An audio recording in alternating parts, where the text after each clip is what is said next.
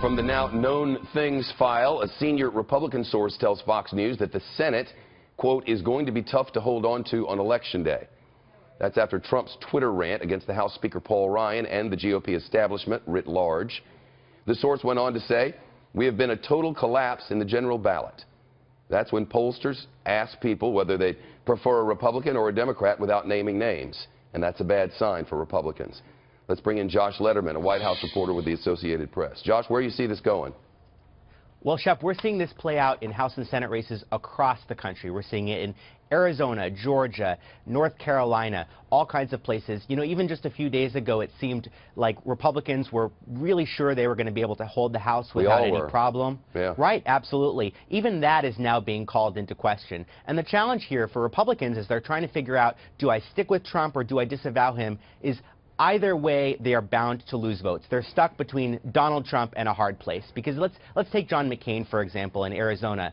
This is a state where Trump won by 22 points over Ted Cruz in the primary. There are a lot of Republicans in Arizona who really like Donald Trump and are going to be really upset with McCain and possibly won't vote for him because of his change of heart. On the other hand, where he'd have stuck with Trump, you would have seen more moderate Republicans, people who are turned off by Donald Trump, refusing to vote for McCain. So it's a calculation by every single one of these campaigns across the country. Am I more likely to lose more votes by sticking with our party's nominee or by getting rid of him? Well, but based on that reporting that you just gave, that means they'll all lose. Because there aren't enough voters to go around. You need voters to vote down the ticket, and if they don't do that, everybody loses. So do they have a strategy to rectify this?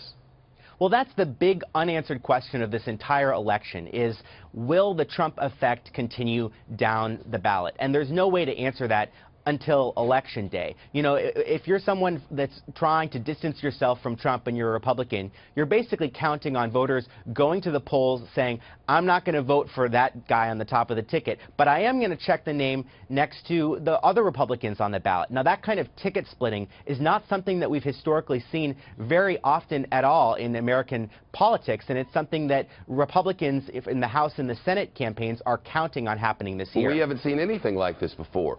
But it doesn't make sense that you're a Republican and you want conservative ideals, you want a conservative way of government, that you would realize Donald Trump isn't for you and then not vote for other Republicans. It just doesn't make sense. Is the point that those people would just stay home so there wouldn't be votes for anyone?